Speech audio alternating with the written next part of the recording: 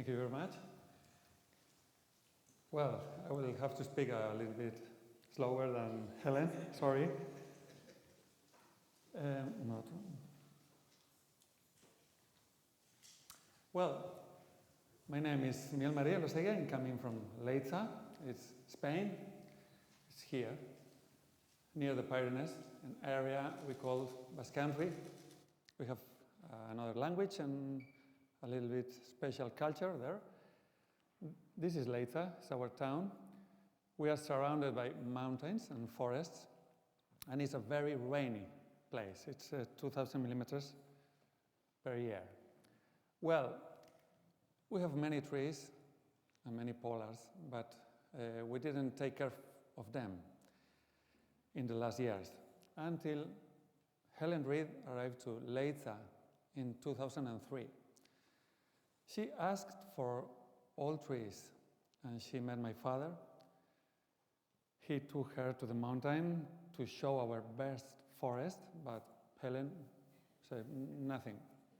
Now, she was interested in other things, and my father understood she was looking for pollards. Oh, well, you want pollards? You have many, here.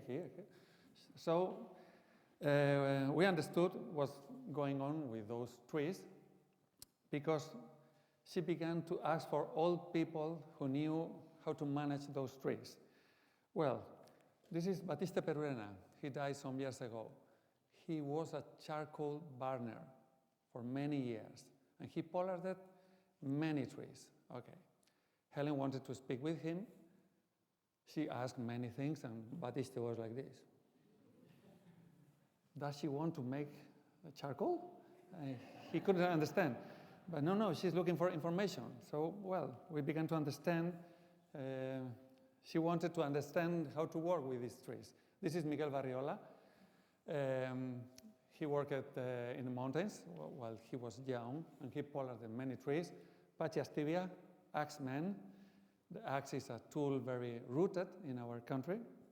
And this is Jose Miguel Elosegui, my father. He loved mountains and trees, and they helped Helen to find old pollards. And we have to say that for centuries we have had in Leitza forges that melted the stones to obtain iron. We have that business working for 5 centuries or so. At the same time, in my town, there were 6 forges working, which changed all the mountains, were wood pasture areas. Our main job was grazing animals, shepherds, horse, cows, okay? So we couldn't cut a tree from the bottom, because if you do that, the new leaves and new shoots will be eaten by the animals. So we had to go up 3 meters high and cut the branches. That's why we have so many pollards. We still pollard the ash trees, as you see here. Ash trees are always near the bordas. Borda is the shepherd's house in the mountain. And it's food for the animals. And you have sticks for whatever, okay? But this changed in the 20th century, completely. First, the last forge finished its activity at 1920 or so, and after that it came a big factory to my town, a paper factory, and it changed our way of life. The old pollards were there in the mountains, but they were growing, being bigger and bigger and going down with the wind, with the snow. Well, many trees, but no one pollarding them because there was not more forges. And it was a hard job. So we realized with our English colleagues that they were valuable, and it was a good idea to try to preserve some of them. We spoke with the town council of Leitza. We told them we want to repollard some trees. Okay, do. And that's the way we began 20 years ago. This is Juan Mari Zabaleta. It's a worker of the town council. Miguel Barriola and José Miguel Elosegui, Miguel with the axe, and with the stick, managing the cuts. Go up, go down, this one, this other, and that's the way we began. Miguel Barriola had pollarded the same trees 50 years before. Okay, so knew that.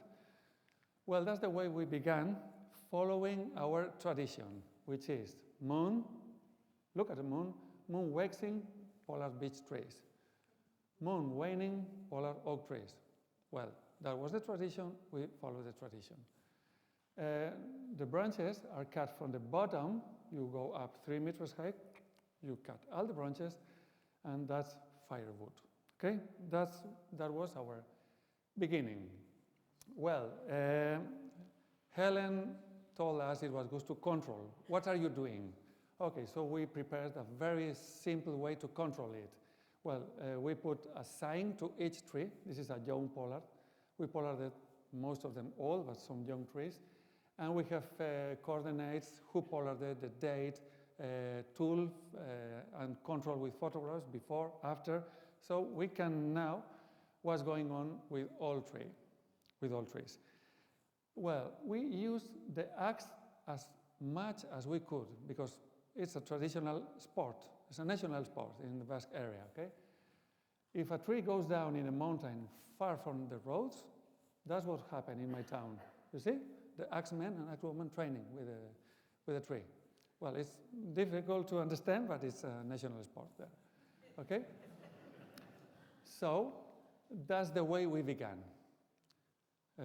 Following our tradition, the axe, and we pollarded in a traditional way.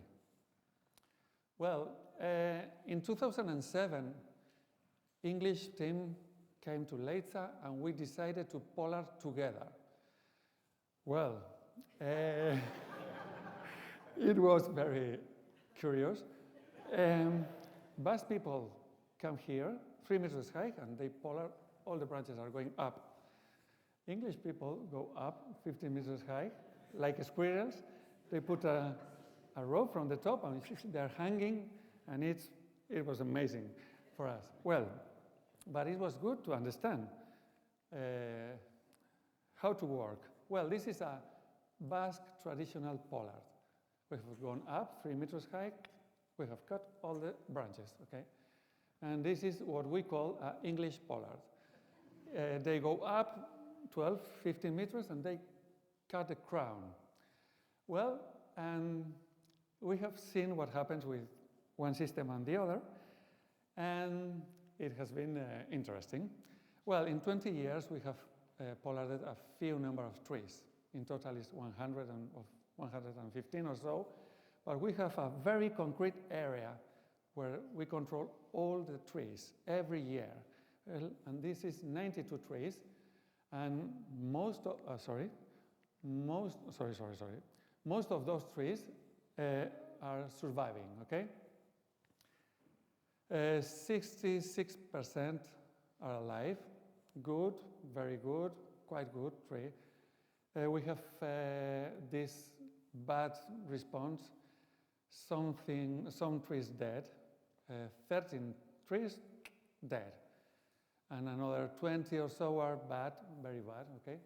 Well, we use traditional technique at the beginning, but less and less traditional. I will explain to you in the next photographs. We began with the axe, but we are using it less and less because our axeman is 68-year-old Gabriel, and it's becoming difficult for him. And we have recorded the all trees, 13 trees dead. Sometimes we don't know why. We made a pollarding, good. New leaves coming, new branches, good. 1 year, 2, 3, 4, 5, and we don't know why. Well, sometimes we don't know, sometimes we know. We pollarded too much, some trees, and we left them too shaded. I pollarded this tree, but I didn't pollard that tree. And the branches were above, so it was shaded. So that's another reason. And the fire is another reason. That's the price we have to pay because we are in a wood pasture habitat with shepherds, with every year go and burn the grass at the final of the winter. That's tradition, so that's the price we pay. Well, English team came to Leitza many times with their mayor and directors and so on, and they showed the control of the trees they did, okay, with scientific glasses, okay. We were using traditional glasses, which are a little bit different. In these visits, there were many workshops together, talks. This is the town council of Leitza, many arborists from Spain, Basque area, French, and so on. And in these meetings, we have learned many things from each other. I think our people showed their way of life. How did they pollard? Why?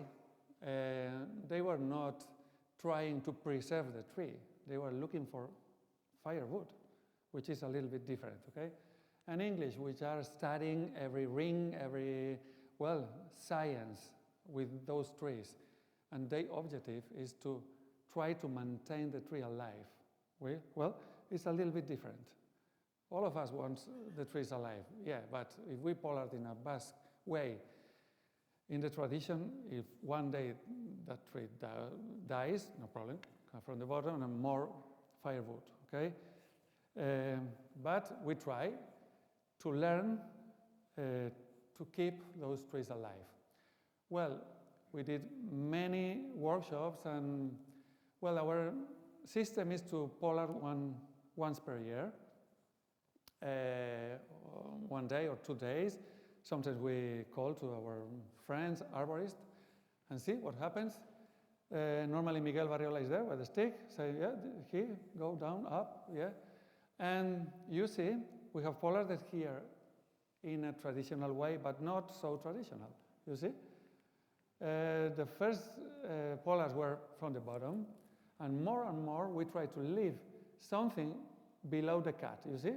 Cut branch and new branches or secondary branches below. That's good because that helps to the tree to go in a good way. We have good examples of trees pollarded, not in a very traditional way, good response. We were lucky, many English coming. Helen was the first, but Vicky and Ted and Jill and I can remember Jeremy, well, many. And well, I think we have learned together. We have realized that there is an interesting biodiversity in these areas. It's a wood pasture area. More and more we have forested area because we have less and less shepherds, less and less animals in the mountain. So the forests are growing very fast, and the pollards are there, surrounded by new forest coming. So once they are surrounded by young forest, it's very difficult to try to maintain. So we have to fight in the place where we have animals, okay? Where we have sheep, horses, and that's what we are doing. In those places we have flowers and insects, fungi, moss, lichens, squirrels, owls, many things in those areas that are more and more valuable as the forest is growing. Very close from our pollards, we have species like this, white-backed woodpecker, which is an endangered species. It's it needs dead wood, and the pollards have dead branches. And the old pollards in the forest, that we have many of them, are giving food to this species, or this, Rosalia longicorn, and many more. Okay, we have learned that all trees, it's a treasure. It's nature, it's tradition, many things. It's biodiversity. We didn't know that, but now we believe it. And our town council also knows they have something valuable there. And we will try to keep doing what we are doing, every year trying to pollard something, try to understand what happens, and to keep those trees alive. And that's all. Thank you very much. Mil esker, o gracias.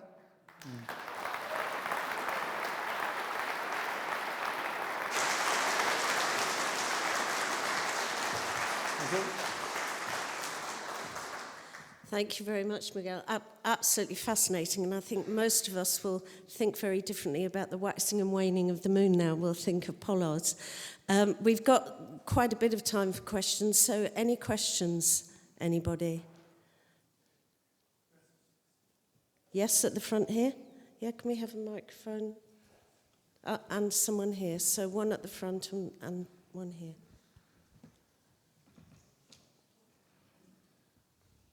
I sound like I've got it. I didn't have a question, but anyway. You have now. I've got to say that really, this is where Helen, if you like, opened the door to this part of Spain.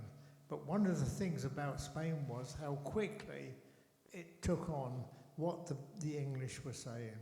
I think that was the compliment we have to pay you. It wasn't a hard sell. Some other countries, of course, it's still not really accepted, but the Spanish, or the Basques, actually, took it on. And I better not say too much. So, Miguel, do you think there was a specific reason for why it took off so quickly in your area? I think they just got rid of, is it Castro? I can't think, Carlos. No politics. Who was the leader? Franco. Franco had gone, and there was a real revolution there. And my story there was to go and try buy a coloured transparency film, and the Spanish didn't have any because they'd gone straight from no film at all to the small plastic roll film. It's very, very interesting how quickly the country developed. Because I go back to the times of the donkeys, and there were no cars. It was all donkeys and horses. Yes, you remember just about. We have gone too quick, and we live too quick. And the traditional pollarding was an eye-opener for us, I think. Yeah. Thank you. Thank you. Viva Basque. Well, I think we were too quick, and we are losing many things. We are losing our culture, we are losing our shepherds, and when the shepherds are gone, those trees are gone. So that's the fight. Try to maintain the best areas, the easiest areas, because all is impossible. No money, we are out of Nature 2000, volunteer working here, no help from the government or very little help, so it's not easy, but we'll try. Thank you. And the question here. Microphone down here. Okay. I want to know what is the time among pruning, or is have a age, or depend on the vitality of the tree? Well, the vitality of the tree is very important. That's something we have learned now, after 20 years. We began pollarding any tree, that tree, but now we know if we pollard a tree which is not healthy, the risk is bigger. So we choose very good our trees, very well. Healthy tree, pollard it. Without leaves, we don't pollard in summer, in autumn. We wait until the leaves go down. It's November, December, January, February, and no more. And we look to the moon. I know English don't believe that. Well, we try to follow the tradition, but we will see what happens. Thank you. And another question here, and then one over that side, please. Yeah. So the gentleman here, keep your hand up there. Microphone here, and a microphone for the lady here, please. And then we've got somebody else down there. We'll try and take them all. So this gentleman, this lady, and then over there. Thank you. Can we have, is the microphone on? Yep. Okay. Quick technical question, because you were pollarding with axes, Yeah. and you saw the difference with the chainsaws. Yeah. So I suppose the cutting surface was not straight with the axes. Did you see any difference in reaction between chainsaw and axe? Well, what we see or we think that happens is if you cut with the axe, you have more branches coming in the next years, more. It's a better response of the tree. That's something, it's not science, it's what we see. Every year we go, axe, chainsaw, axe better, we like more with the axe. In the tradition, the axe was the tool, but they had no chainsaw. So what to use, what you have. And the axe is a very good tool, but chainsaw is better, it's easier. So we are using more and more chainsaw, yeah. Gosh, that's fascinating. The lady here, please. Yeah. Fabulous to see you here. Thank you. I suppose my question is, how do we keep this going? We're constantly told not to eat meat because it's bad for the environment. But the animals that are in the hills are very sustainable. How do we encourage that in the hills? What can we do? And in a way, as Ted was saying, we've got to go forwards very fast. What can we do to go forwards very fast? Can we use different machines to make it easy for people to pollard? Like, you're a forester, you know, like a machine that can get out there and do it so that we can keep it going. Sorry, long question. Well, you have to know what do you have. You have money, you have people to do that job or not. We are 3-4 persons in Leitza in this project. So what we can do is a very small project, no money. We can ask for it, and we ask, but normally you are out from Nature 2000. So we have a very few persons working, no money. What we can do is small projects. Where to do it? Well, I can't understand pollards without animals grazing there. So choose those areas. Go to the shepherds. We want to pollard here. Well, they want to know what are you going to do there. I don't mind your sheep. I want your sheep grazing, and the sheep's there, and the fire I don't mind too much.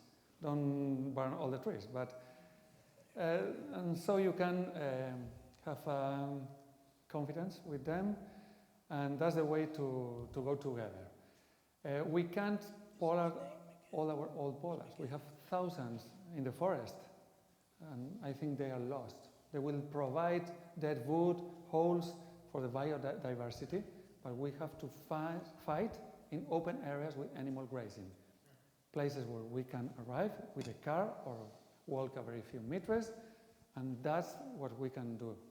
So I would say that if you have money, well, that's different. You can choose other areas and do bigger jobs, go to the forest and open the forest, cut many trees and leave the light going inside, and well, you might work better, but that's expensive. We work with the wind, no, against the wind. With the wind, where there are animals, here, go there. Okay, that's the idea. And go with old people. Because, well, they are living there with the animals, and if we go together, they will understand. English were at the first, what are they doing there? But it's 20 years English people rounding there, and they now has no problem. They love trees, that's all. Okay. That's what I think. Thank yeah. you. And one final question there was from this side. Yeah. Good morning, Miguel. That was a brilliant presentation. Loved it. Quick question. In Aragon, with the Chopo Cavachera, the black poplar pollards, some of those areas now have shepherds from Morocco. So do you have any? No, from Morocco we don't have. All shepherds are local. but we have less and less shepherds. No young shepherds. That's very difficult. But just in this area, I have young shepherds, 20 years old, 25 from my town, that love animals. They don't mind trees. Well, they want trees, but not many. They want grass. That's what they want. Yeah. And if you leave their animals, they are happy, okay? They want grass. And if there are some trees, they don't mind. If the firewood is for them, they like trees. So, well, that's the way. Okay. Thank you, Miguel. Absolutely brilliant. Thank you very much. Thank you very much.